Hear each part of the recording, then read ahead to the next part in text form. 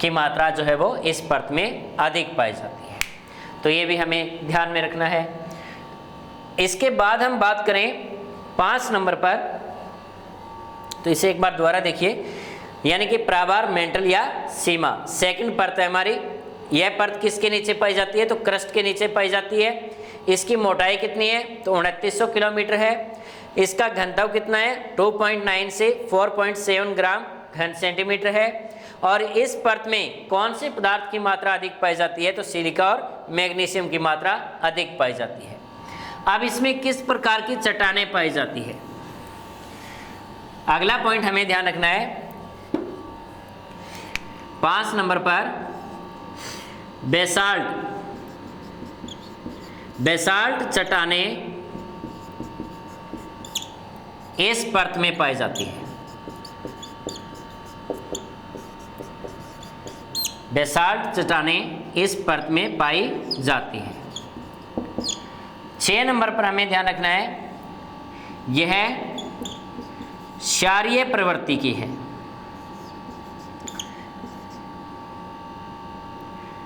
क्षारीय पदार्थ की मात्रा इसमें पाई जाती है। मात्रा इसमें पाई जाती है। क्षारीय पदार्थों की मात्रा इसमें पाई जाती है। 7 नंबर पर हमें ध्यान रखना है कि जब ज्वालामुखी आता है, ज्वालामुखी आने के समय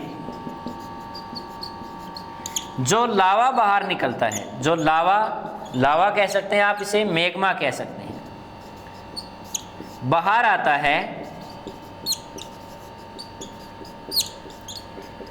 वह इसी परत से आता है। इसी परत से आता है। ये मेन पॉइंट है, हमें ध्यान रखना है। कई बार एग्जाम में पूछा जाता है कि जो मैग्मा है या लावा है वो कौन सी परत में पाया जाता है? तो कौन सी परत में पाया जाता है? मेंटल यानी कि सीमा में, इसी परत से आता है। तो दोबारा देखिए 5 नंबर पर क्या है हमारा कि बेसाल्ट चट्टानें जो है वो इस परत में पाई जाती है। कौन से प्रवृत्ति के पदार्थ इसमें पाए जाते हैं? तो क्षारीय प्रवृत्ति के जो पदार्थ हैं वो इसमें पाए जाते हैं। और जब ज्वालामुखी आता है तो उसके समय जो लावा या जो मैग्मा बाहर निकलता है वो कौन सी परत से आता है? तो मेटल से आता है, सीमा से आता है। अब इसके बाद 8 नंबर पर हम बात करें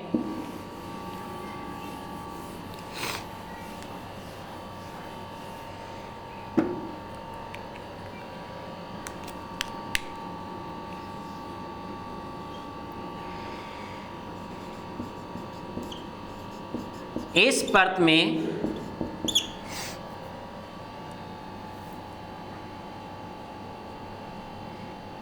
महासागर की उत्पत्ति का, इस परत में महासागरों की उत्पत्ति का जो है वर्णन मिलता है,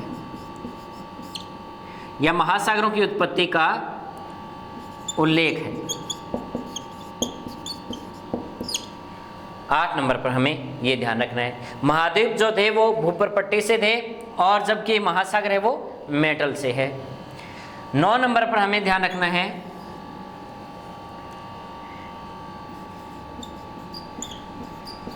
इस परत में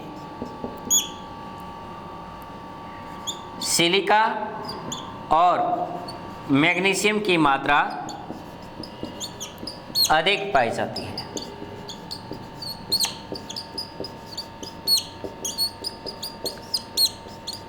सिलिका और मैग्नीशियम की मात्रा जो है वो इसमें अधिक पाई जाती है। अब यह जो परत है, यह परत किस अवस्था में पाई जाती है? अवस्था की बात करें 10 नंबर पर, तो यह परत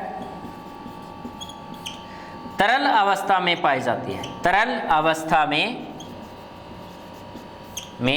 पाई जाती है। तरल अवस्था में पाई जाती है। कौन सी परत पाई जाती है? मेटल जो है वो तरल अवस्था में है, जबकि भूपर्पट्टी या क्रस्ट कौन सी अवस्था में थी, तो वो है ठोस अवस्था में थी। अब इसके बाद हम बात करें तीसरी परत। तीसरी जो परत है वो है कोर।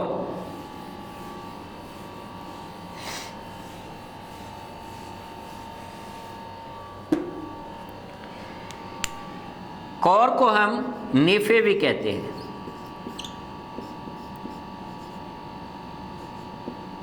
नीफे, कोर को हम नीफे भी कहते हैं। पहला पॉइंट हमें ध्यान रखना है, यह परत मेटल के नीचे पाई जाती है, मेटल के नीचे पाई जाती है। तो मेटल के नीचे कौन सी परत है, तो कोर कह सकते हो, इसे क्रोड कह सकते हो या नीफे कह सकते हो। दूसरे नंबर पर हमें ध्यान रखना है, इस परत की मोटाई 6371 किलोमीटर है, यानी कि 6371 किलोमीटर जो है वो इसकी मोटाई है। घनत्व, इस परत का घनत्व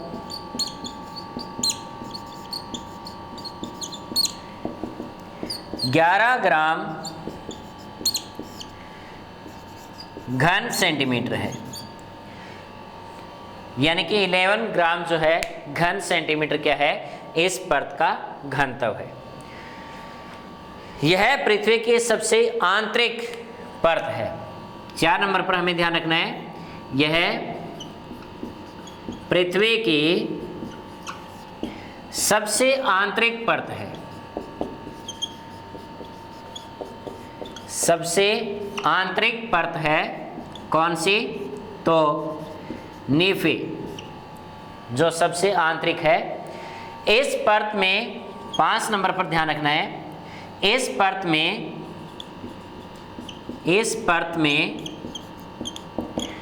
निकेल व फेरस की मात्रा अधिक पाई जाती है।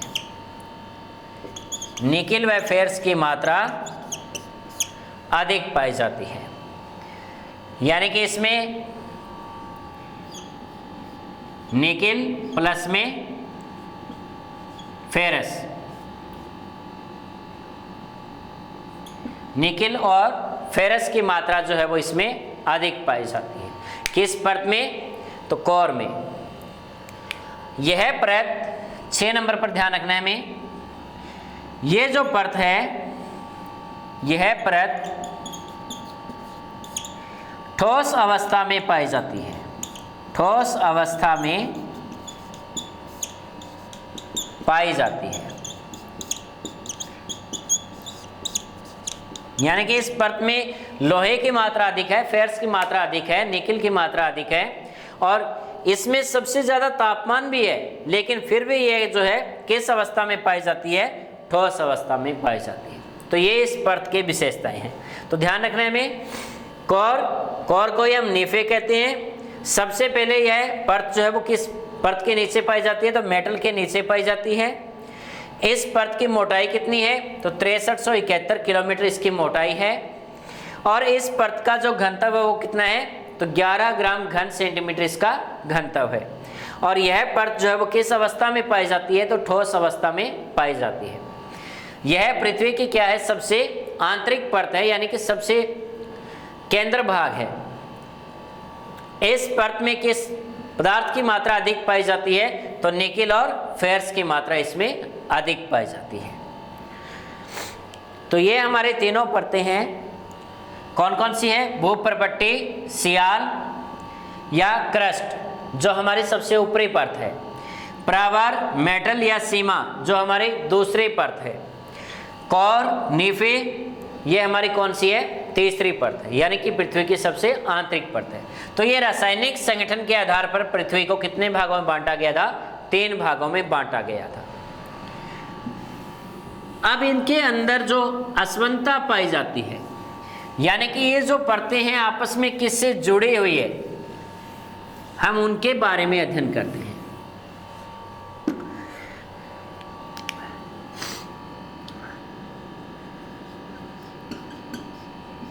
असंबद्धता,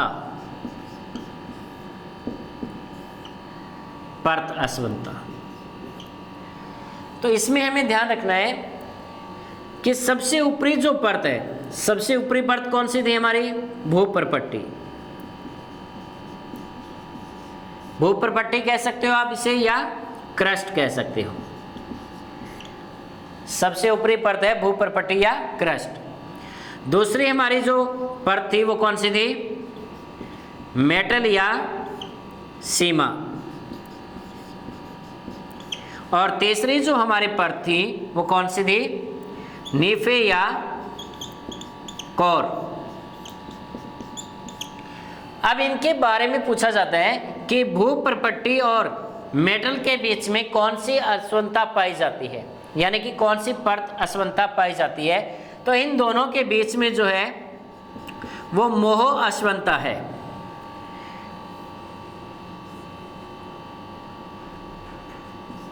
मोह विनियोजक, विनियामक, मोह असमानता कह सकते हो या मोह विनियामक असमानता पाई जाती है। मेटल और कोर के बीच में, यानी कि नीफे के बीच में, इनके बीच में है गुटेनबर्ग। गुटेनबर्ग असमानता है। तो मोह विषयक है, एक मिनट, मोह विषयक, मोह विषयक जो असमानता है वो भूप्रपट्टी यानी कि क्रस्ट और मेटल के बीच में है, और मेटल और नीफे के बीच में कौन सी है? तो गुटेनबर्ग असमानता पाई जाती है। ये तो हमें इन तीनों परतों के बीच की असमानता ध्यान रखनी है। कौन कौन सी? एक तो मोह विषयक किस किस के बीच में पाई जाती है? तो भूप्रपट्टी और मेटल के बीच में है। गुटेनबर्ग किसके बीच में पाई जाती है? तो मेटल और नीफे के बीच में पाई जाती है। लेकिन कई बार क्या होता है कि ऊपरी क्रस्ट और निचले क्रस्ट के बारे में पूछ लिया जाता है, तो इनके बारे में थोड़ा सा मैं आपको विस्तार से लिखा देता हूं। देखिए,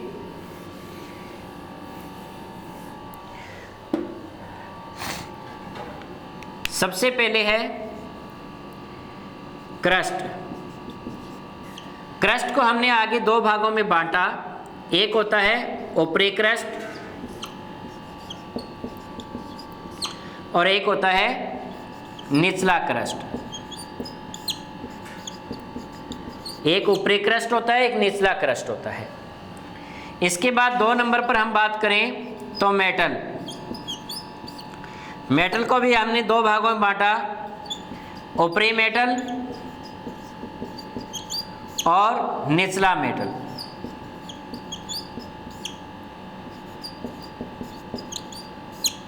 ठीक है। अब देखिए, ऊपरी क्रस्ट और निचले क्रस्ट, इन दोनों को जोड़ने वाली जो असमानता है वो कौन सी है? तो वो है कानोड। कानोड जो असमानता है वो किस किस के बीच में है? कानोड असमानता जो है वो ऊपरी क्रस्ट और निचले क्रस्ट को जोड़ता है। तो क्रस्ट और मेटल के बीच में कौन सी थी? अब क्रस्ट और मेटल के बीच में हमने पढ़ा मोह विषयक असमानता थी, लेकिन ऊपरी क्रस्ट और निचला क्रस्ट जो है इनके बीच में कौन सी है? तो कानोड असमानता है। ऊपरी मेटल और निचले मेटल के बीच में कौन सी असमानता है? तो इनके बीच में रेपिटी, रेपिटी असमानता है। और तीसरे नंबर पर आता है हमारा कोर। तीसरे नंबर पर जो असमानता है वो है कोर की। 3 नंबर पर कोर कह सकते हो या नीफे कह सकते हो। तो इसको भी हमने 2 भागों में बांटा, ऊपरी कोर और निचला कोर। इन दोनों के बीच में जो असमानता पाई जाती है, लेमान असमानता, लेमान असमानता जो है वो इन दोनों के बीच में पाई जाती है। तो हमें ध्यान रखना है कि क्रस्ट के सबसे पहले ऊपरी क्रस्ट और निचला जो क्रस्ट है वो आपस में किससे जुड़े हुए हैं, तो कानोड असमानता से जुड़े हुए हैं। और मेटल में ऊपरी मेटल और निचला जो मेटल है वो किस में जुड़ा हुआ है, रेपिटी असमानता से जुड़ा हुआ है। तीसरा है हमारा कोर या निफे, ऊपरी कोर या निचला कोर, यह लेमान असमानता से जुड़ा हुआ है। अब हम सारे जो असमानताएं हैं वो एक साथ लिखते हैं। देखिए, इसको याद रखने का सबसे आसान तरीका है, वो कैसे है, तो हमारी जो कमरगुल, हमारी जो असमानताएं हैं उनको हम एक ही नाम से याद रख सकते हैं, कमरगुल। कैसे, कानोड, कानोड असमानता, में से मोह विषयक असमानता, मोह विषयक असमानता, और रे से रेपिटी, रेपिटी असमानता,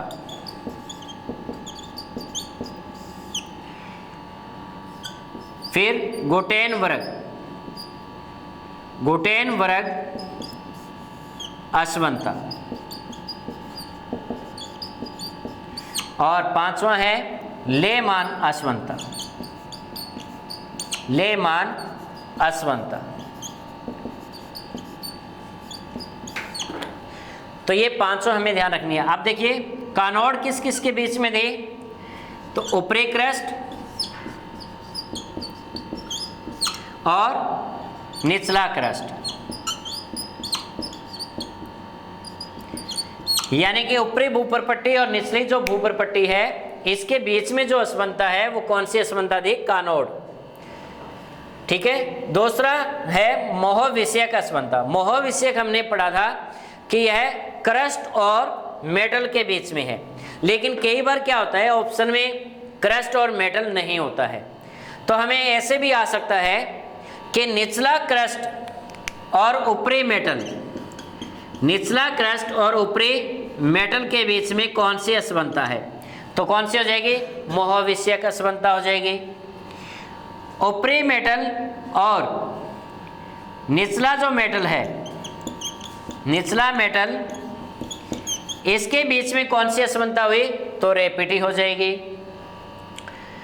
इसके बाद निचला जो मेटल है और जो ऊपरी कोर है, निचला मेटल और ऊपरी कोर के बीच में कौन सी असमानता, गुटेन वर्ग असमानता हो जाएगी। और ऊपरी कोर और निचला कोर, इनके बीच में कौन सी असमानता है, तो लेमान असमानता हो जाएगी। तो ये पांचों असमानताएं हमें ध्यान में रखनी है। हमें हो सकता है पूछने वाला ऐसे पूछे कि क्रस्ट और मेटल के बीच में कौन सी है, तो क्रस्ट और मेटल के बीच में हमारे कौन सी है, मोह विषयक है। हो सकता है वो निचला क्रस्ट और ऊपरी मेटल पूछ ले तो भी कौन सी आएगी, मोह विषयक आएगी। हो सकता है वो निचला मेटल और ऊपरी कोर पूछे तो कौन सी आएगी, गुटेन वर्ग आएगी। हो सकता है वो सीधा मेटल और कोर पूछ ले तो भी कौन सी आएगी, गुटेन वर्ग आएगी। तो हमें इस तरह से ध्यान में रखना है कि कौन सी असमानता जो है वो किस किस के बीच में, यानी कि इनको आपस में जोड़ने वाली जो परत है वो कौन कौन सी है। तो इसको ध्यान रखना है हमें, कमरगुल यानी कि कैसे कानोड, मैं से मोह विषयक, रे से रेपिटी, गु से गुटेनबर्ग, ले से लेमान असमानता। तो ये पांचों असमानताएं हमें ध्यान में रखनी है। तो ये था हमारा इसमें पृथ्वी का जो आंतरिक संरचना है वो किस प्रकार की है।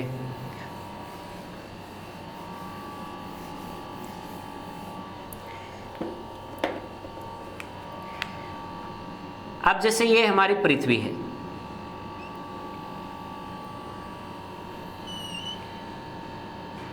ये हमारी पृथ्वी है,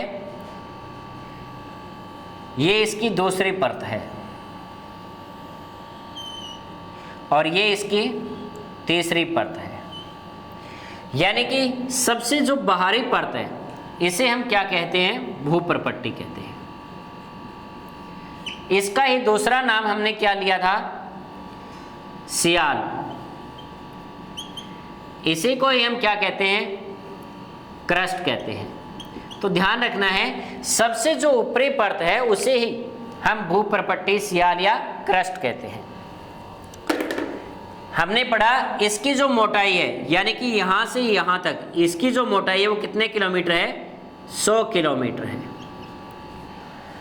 इसका जो घनत्व था, डेंसिटी थी, वो कितनी थी, तो 2.7 से 2.9 ग्राम घन सेंटीमीटर थी। ठीक है। एक बात हमेशा ध्यान रखना कि जैसे ही हम पृथ्वी के अंदर जाते हैं, यानी कि अंदर की तरफ जाते हैं, तो तापमान में जो है वो बढ़ोतरी होती है। तापमान में बढ़ोतरी होती है, और ये बढ़ोतरी किस दर से होती है, यानी कि जैसे ही हम 32 मीटर गहराई पर जाएंगे, 1 डिग्री सेंटीग्रेड तापमान जो है वो बढ़ जाता है, प्लस हो जाता है। तो ये हमें अच्छे से ध्यान रखना है कि भूप्रपट्टी में जैसे ही हम गहराई में जाते हैं, आंतरिक भाग की तरफ जाते हैं, तो 32 मीटर गहराई पर जाने पर 1 डिग्री सेंटीग्रेड तापमान क्या हो जाएगा, बढ़ जाएगा हमारा। तो ये भी हमें अच्छे से ध्यान रखना है। अब भूप्रपट्टी की जो हमने बात की अभी कि इसकी जो संरचना है वो किससे हुई है, तो सिलिका और किससे, एल्युमिनियम से। सिलिका और एल्युमिनियम की जो मात्रा इसमें पाई जाती है। तो ये सब बातें हमें इसके बारे में ध्यान में रखनी है। दूसरा हम बात करते हैं मेटल की। तो ये है मेटल, यहां से यहां तक। मेटल कह सकते हो आप इसे, या प्रावार कह सकते हो, या सीमा कह सकते हो। ये तीनों नाम इसी के हैं। इसकी मोटाई हमने अभी पढ़ा कितनी है, 2900 किलोमीटर है। 2900 किलोमीटर जो है मेटल या प्रावार की या सीमा की जो है वो मोटाई है। घनत्व कितना था इसका, इसका जो घनत्व था वो 2.9 से 4.7 ग्राम घन सेंटीमीटर था। ये इसका क्या था, घनत्व था। किससे मिलकर बना हुआ है, तो सिलिका और मैग्नीशियम से मिलकर बना हुआ है। सिलिका और मैग्नीशियम की मात्रा इसमें अधिक पाई जाती है। तो मेटल के बारे में हमें ये ध्यान रखना है। इसके बाद तीसरी जो परत है हमारी वो कौन सी थी, कोर। कोर कह सकते हो आप इसे, या क्रोड कह लो, या नीफे कह दो, एक ही बात है। इसकी जो मोटाई है वो 6371 किलोमीटर है। कितने किलोमीटर है ये, 6371 किलोमीटर इसकी मोटाई है। इसका जो घनत्व है वो कितना था, 11 ग्राम घन सेंटीमीटर था। इसके बाद इसमें किस पदार्थ की मात्रा अधिक है, तो इसमें निकेल व फेरस यानी कि लोहे की मात्रा अधिक है इसमें।